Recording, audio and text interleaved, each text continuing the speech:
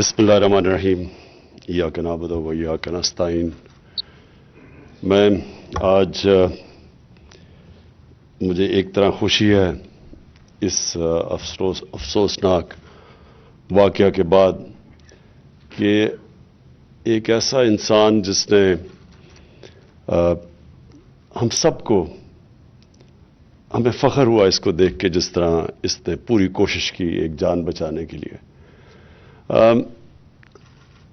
پہلے تو میں یہ عدنان آپ کو یہ کہہ دوں کہ دیکھیں، ملک میں بہت ضرورت ہوتی ہے رول ماڈلز کے لیے، کیونکہ رول ماڈل کا مطلب ہوتا ہے کہ لوگ پھر ان کو فالو کرتے ہیں۔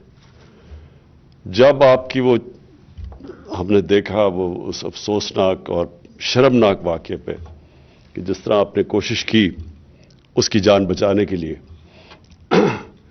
تو یہ سارے جو بھی لوگ دیکھ رہے تھے، جنہوں نے بھی سنا، سب کو ایک احساس ہوا کہ ہاں ایک انسان ہے جو رائے حق پہ کھڑا ہے۔ ایک انگریزی کا فریز ہے کہ one moral man is an army. جو اخلاقی قوت ہوتی ہے وہ جسمانی قوت سے بہت زیادہ طاقتور ہوتی ہے۔ تو انشاءاللہ مجھے یہ امید ہے کہ یہ آپ کو ہمارے جو یوتھ ہے وہ آپ کو دیکھے گی اور انشاءاللہ یاد کرے گی کہ ایک ایسا بھی آدمی تھا جس نے حیوانوں کے سامنے کھڑا ہوا، کہ ایک انسان تھا جو حیوانوں کے سامنے کھڑا ہوا۔ میں یہ آج واضح کر دوں کہ میں نے یہ فیصلہ کیا ہے کہ اب سے جنہوں نے بھی دین کو استعمال کیا، اور خاص طور پہ رحمت للعالمین صلی اللہ علیہ وسلم ان کے نام پہ ظلم کیا، میں آج آپ کو یہاں اناؤنس کر رہا ہوں کہ ہم نے ان کو نہیں چھوڑنا۔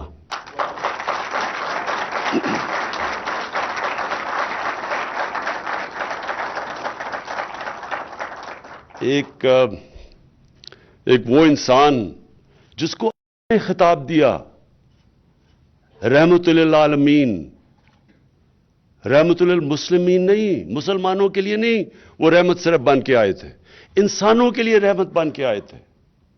انہوں نے انسانوں کو اکٹھا کیا تھا۔ پہلے انہوں نے وہ قبیلوں کو اکٹھا کیا جو آپس میں لڑتے تھے، ان کو پہلے اکٹھا کیا۔ پھر یہ لوگوں کو علم بھی نہیں ہے کہ لوگ سمجھتے ہیں جی وہ تلواروں سے ان کا پیغام گیا دنیا میں۔ 10 سال کے اندر صرف 10 سال میں صرف 1400 لوگ مرے تھے ٹوٹل، جبکہ وہ سارے عرب کے اوپر چھا گئے تھے۔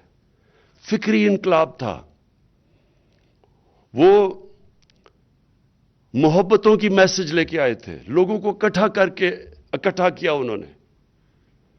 ان کا جو پیغام تھا وہ 2 چیزوں پہ تھا، انسانیت اور انصاف پہ۔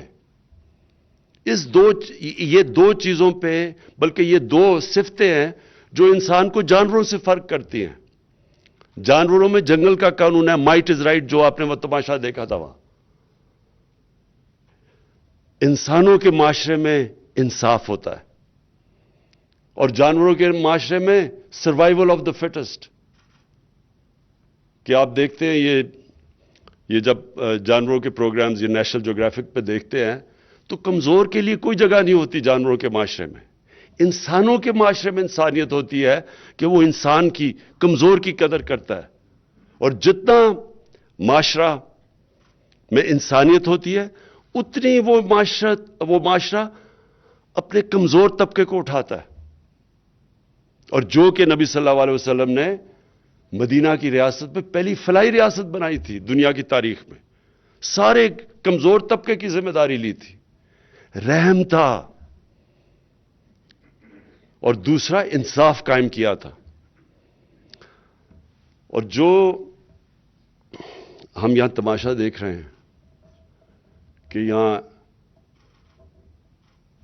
اپنے آپ کو لوگ دین کے نام پہ جل رہے ہیں، لوگوں کو مار رہے ہیں، اور خاص طور پہ جو نبی صلی اللہ علیہ وسلم کا نام استعمال کیا جاتا ہے کہ ان کی شان میں گستاخی کسی نے کر دی, کسی کو الزام لگا دیا, وہ بیچارے کو پکڑ کے جیل میں چلا گیا, نہ کوئی وکیل اس کے لیے کھڑا ہوتا ہے, نہ کوئی جج اس کے اوپر فیصلہ کرتا, وہ جیل میں بیچارہ رہ جاتا ہے.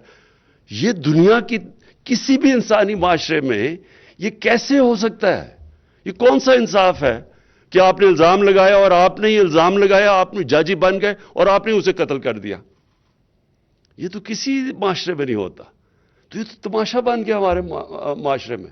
سب ڈرتے ہیں. ایک دفعہ کسی نے کہہ دیا جی اس نے ان کی شان میں گستاخی کی ہے, سب ڈر جاتے ہیں, کوئی بات ہی نہیں کرتا. وہ سب سے بڑی بات, وکیل ہی سامنے نہیں آتا. اور ججز نے, ہمیں پتا ہے کہ ججز نے کہا نہیں جی ہم یہ کیس ہی نہیں سنتے, تو اسے کون ڈیفینڈ کرے گا؟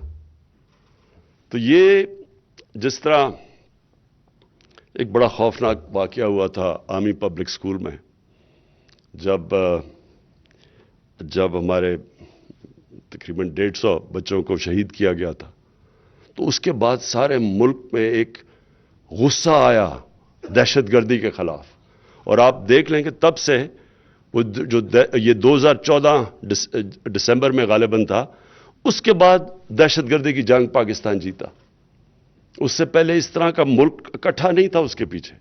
میں سمجھتا ہوں آج سارا پاکستان نے جو تماشا دیکھا ہے, سارا پاکستان آج یہ فیصلہ کر بیٹھا ہے کہ ہم نے اب اس طرح کے واقعہ اس ملک میں نہیں ہونے دینے.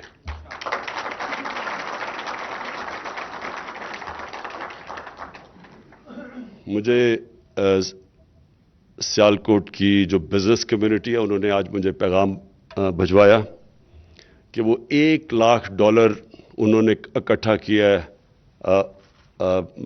پرینکا صاحب کے لیے, ان کی فیملی کو بھجوائیں گے, اور اس کی تنخواہ ہمیشہ کے لیے وہ دیں گے, ہر جو مہینے کی اس کی تنخواہ تھی. میں نے یہ جو رحمت للعالمین اتھارٹی یہ کیوں بنائی تھی؟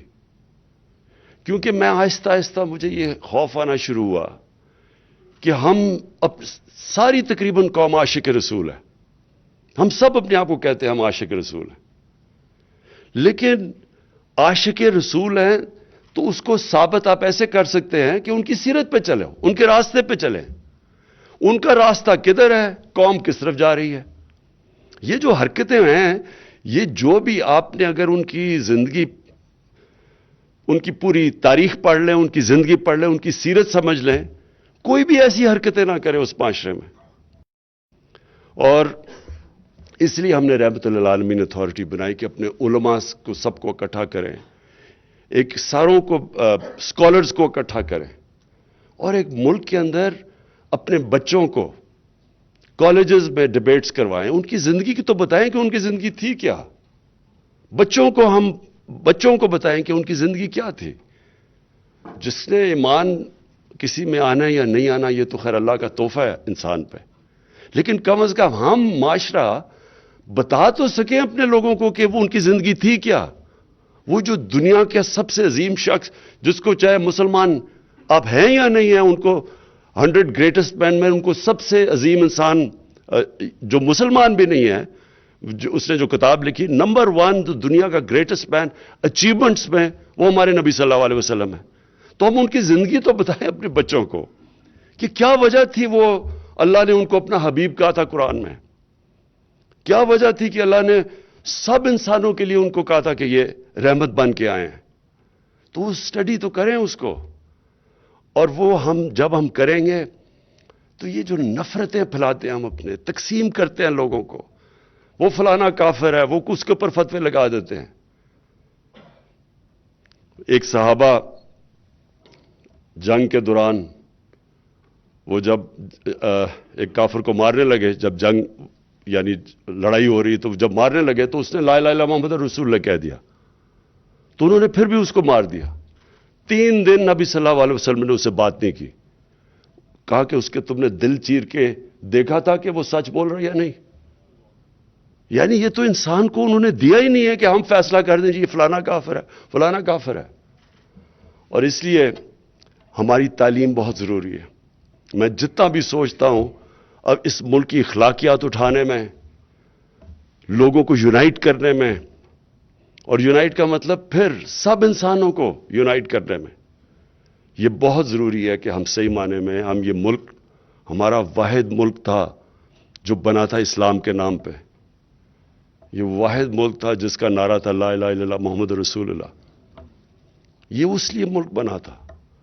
اور مجھے افسوس سے کہنا پڑتا ہے کہ اس طرح کی جو حرکتیں ہوئی ہیں، ساری دنیا سے مجھے پیغام آتا ہے. جو ہمارے پاکستانی باہر بیٹھے ہوئے تھے، جو اس ملک کا سب سے بڑا اثاثہ ہے، 90 لاکھ پاکستانی باہر بیٹھے، اتنے مجھے میسیجز آئے کہ وہ اتنے شرمندہ تھے اس سے، کسی کو منہ دکھانے کے قابل نہیں رہ گئے جب وہ دیکھا کہ یہ اسلام کے نام پہ ہو رہا ہے. جو باہر لوگ بیٹھے انہیں کیا پتا اسلام کیا ہے؟ ان کو تو جب یہ حرکتیں دیکھتے ہیں تو وہ تو اسلام سے دور چلے جاتے ہیں. اور پھر پاکستان کو علیحدہ بدنامی اس سے ہمیں جو اٹھانی پڑی ہے.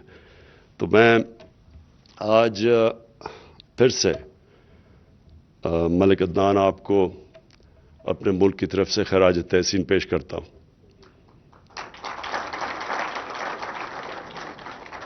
ہمیں اتنے مشکل جو ہمیں تکلیف تھی جو دیکھ کے جو اس ہجوم نے کیا ہے، جو آپ کو ایک آدمی کو دیکھ کے تو لوگوں کو بڑا انسانیت کے اندر ہمارا اعتماد بڑا دیکھ کے کہ ہاں ایسے بھی لوگ بیٹھے ہیں کہ اپنی جان کو خطرے میں ڈال کے کسی کو بچانے کی کوشش کی. تو میں آپ کو انشاءاللہ تغمہ شجاعت بھی جب ہماری سیرمنی ہوگی 23 مارچ کو وہ بھی دلوائیں گے. اور میں چاہوں گا کہ ہم آپ کو لوگوں کو دکھائیں کہ ایسے بھی لوگ ہیں، ایسے بھی ہمارے پاکستانی ہیں. یہ ایسے جب یہ ملک کی بری پکچر پینٹ کرتے ہیں، اور میں نے دیکھا کہ ہندوستان میں اس کو بہت اٹھایا گیا. اور مجھے یہ بھی تکلیف ہے کیونکہ ہم جب ہندوستان میں دیکھتے ہیں جو کہ جب سے یہ بی جے پی کی حکومت آئی ہے، جو مسلمانوں سے وہ کرتے ہیں وہاں، ان کو اس طرح کی جو موب لنچنگ جسے کہتے ہیں، وہاں پکڑ کے سڑکوں پہ مار دیا کہ جی گائے کا گوشت کسی نے کھایا، کسی کو کسی وجہ سے مار دیا. ہمیں کتنی تکلیف ہوتی ہے دیکھ کے. تو جب یہ ہوتا ہے تو وہاں سے وہ ان کی ٹی وی کے اوپر بڑے پروگرام ہے کہ دیکھیں جی یہ بھی یہاں بھی ایسا ہی ہوتا ہے. یہاں ایسے نہیں ہوتا. اور ایسے انشاءاللہ میں آپ کو جب تک میں زندہ ہوں انشاءاللہ ایسے نہیں ہونے دیں گے آگے سے.